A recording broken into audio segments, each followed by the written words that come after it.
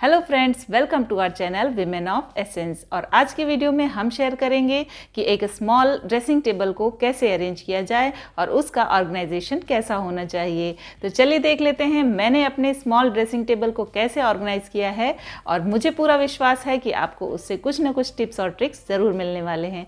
तो चलिए शुरू करते हैं। किसी भी फर्नीचर को पिक करने से पहले हमें अपने स्पेस और रिक्वायरमेंट को ज़रूर चेक कर लेना चाहिए। तो मेरे रूम के हिसाब से मैंने जो ड्रेसिंग टेबल पिक किया है वो कुछ इस तरह का है, जो कि काफ़ी कॉम्पैक्ट और स्मॉल है। स्टिल ये मेरी सारी रिक्वायरमेंट्स को पूरा करता है और इसे मैनेज करना भी काफ़ी ज़्यादा आसान है। तो चलिए देख लेते हैं इसे मैंने अंदर से कैसे मैनेज किया है।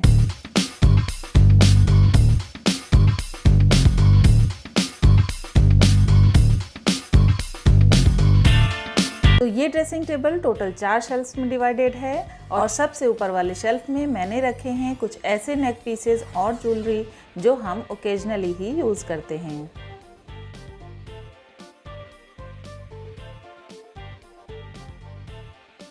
और सेकंड शेल्फ में बैंगल्स को हैंग करने का प्रोविज़न है, इसलिए मैंने बैंगल्स को हैंग करके रखा है। और साथ ही बचे हुए स्पेस में मैंने अपनी डेली यूज़ की सारी क्रीम्स को रखा हुआ है।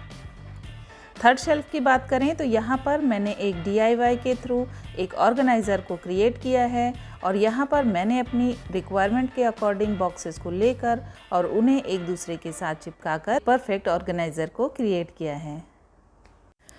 और इस तरह से जो बॉक्सेस बनकर तैयार होते हैं उसमें लेफ़्ट वाले बॉक्स में मैंने सभी तरह के ऑयल्स को रखा है और सेंटर के बॉक्स में मैं सभी कॉम को रखती हूँ और राइट हैंड के बॉक्स में हमने सारे परफ्यूम्स और डियोज़ को रखा हुआ है।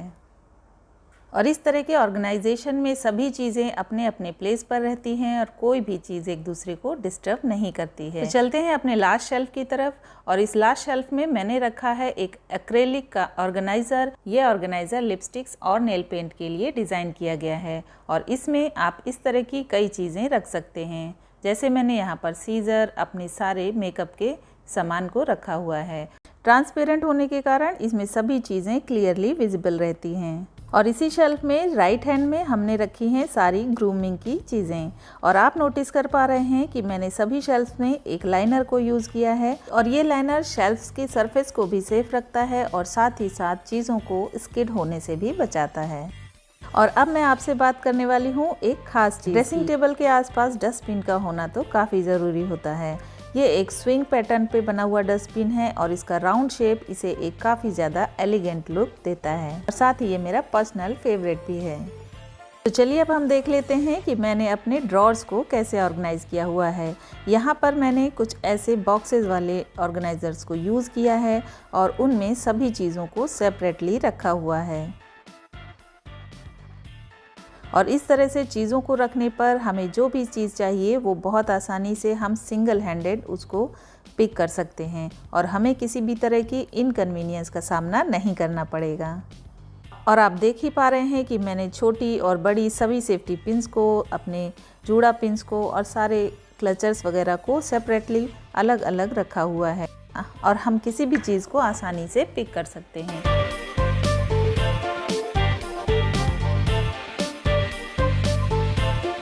और राइट हैंड में भी मैंने कुछ एसेंशियल्स को रखा हुआ है। तो अब हम देख लेते हैं कि हमारे सेकंड ड्रॉर का ऑर्गेनाइजेशन किस तरह से है। यहाँ पर मैंने ऐसी स्लीक और लॉन्ग बास्केट्स को एज अ ऑर्गेनाइज़र यूज़ किया है और यहाँ पर हर बास्केट एक पर्टिकुलर काम के लिए डेडिकेटेड है। जैसे आप लेफ़्ट बास्केट में देख सकते हैं कि मैंने अपना डेली मेकअप का सारा सामान इसमें रखा हुआ है और जब भी मुझे इसकी ज़रूरत होती है बस मैं एक बास्केट को पिक करके अपना यूज़ करती हूँ और फिर उसे वापस रख देती हूँ। इस तरह मेरे काम में काफ़ी ज़्यादा ईज़ ऐड हो जाती है। और इसी तरह मैंने यहाँ एक बास्केट में कुछ ड्राई स्क्रबर्स को रखा हुआ है और राइट हैंड की बास्केट पर्सनल केयर के सामान के लिए डेडिकेटेड है। और इन बास्केट्स को रखने के बाद मेरा पीछे की तरफ कुछ स्पेस बच जा रहा था, जहाँ पर मैंने व्हीट स्ट्रिप्स को इस तरह से अरेंज कर दिया है। ड्रेसिंग टेबल के गिवन स्पेस को यूज़ करने के अलावा हम इसके डोर के स्पेस को भी काफ़ी अच्छे तरीके से यूज़ कर सकते हैं। मैंने इसके लिए एक स्पेशल ऑर्गेनाइज़र को यूज़ किया है जो मैं आपके साथ शेयर करूँगी। मैंने यूज़ किया है कुछ इस तरह का ऑर्गेनाइज़र। इस ऑर्गेनाइज़र में हमें दिए गए हैं 3 रॉड्स और उसमें कुछ इस तरह के होल्स हैं और इन होल्स में आप अपने इयररिंग्स को फंसा सकते हैं और यहाँ पर दिए गए हैं कई सारे हुक्स जिसमें हम हैंगिंग वाली सभी चीज़ें टांग सकते हैं। और इस पूरे ही ऑर्गेनाइज़र को मैं टांगने वाली हूँ अपने ड्रेसिंग टेबल के डोर पे।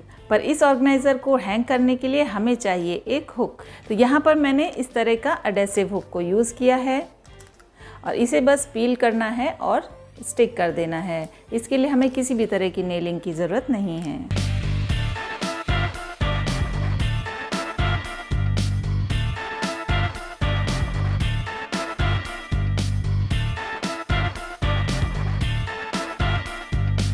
और इस ऑर्गेनाइज़र को डोर पर यूज़ करने में अगर आप इनकन्वीनियंस को फील कर रहे हैं तो इस ऑर्गेनाइज़र को आप वार्डरोब में भी बहुत ही अच्छे तरीके से यूज़ कर सकते हैं।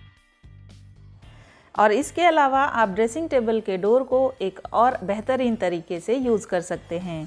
यहाँ पर मैंने अपने सभी बिंदी कार्ड्स को कट कर लिया है और उन्हें डबल साइडेड टेप की मदद से मैं उसे डोर पर चिपका देती हूँ और इस तरह से हमें बिंदी को सेलेक्ट करने और उसे पिक करने में मिनिमम टाइम लगता है। और अगर आप ड्रेसिंग एरिया में कुछ इस तरह के टूल्स को यूज़ करते हैं तो इसके लिए मैं आपके साथ एक बेहतरीन ऑर्गेनाइज़र को शेयर करने वाली हूँ। ये ऑर्गेनाइज़र डिज़ाइन किया गया है ब्लोवर और स्ट्रेटनर को होल्ड करने के लिए और इसके अलावा भी आप इसमें कुछ और चीज़ें भी रख सकते हैं। ये एक एडहेसिव ऑर्गेनाइज़र है इसलिए हमें नेलिंग का टेंशन लेने की भी बिल्कुल ज़रूरत नहीं है।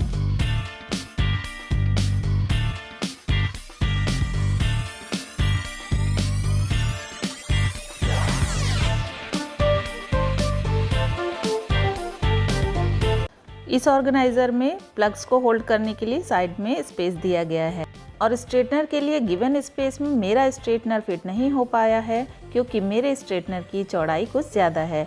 इसलिए आप जब इस ऑर्गेनाइज़र को परचेज़ करें तो आप इसकी डायमेंशंस को ज़रूर ध्यान रखें। मेरे ड्रेसिंग एरिया के पास स्पेस ना होने की वजह से मैंने इसे अपने बाथरूम मिरर के पास अरेंज किया है, इसलिए आप चाहें तो इसे ड्रेसिंग टेबल के आसपास भी लगा सकते हैं। सो आई होप मेरा ये वीडियो आपको पसंद आया होगा। अगर पसंद आया है तो इस वीडियो को लाइक कीजिए ताकि ये वीडियो ज़्यादा से ज़्यादा लोगों तक पहुंच सके। स्टडी टेबल के ऑर्गेनाइजेशन से रिलेटेड वीडियो आप देखना चाहते हैं तो लेफ्ट वीडियो आपके लिए है और अगर आप साड़ीज़ का ऑर्गेनाइजेशन देख रहे हैं तो राइट वीडियो पर आप क्लिक कर सकते हैं। तो मिलते हैं अपने नेक्स्ट वीडियो में। Please do subscribe the channel.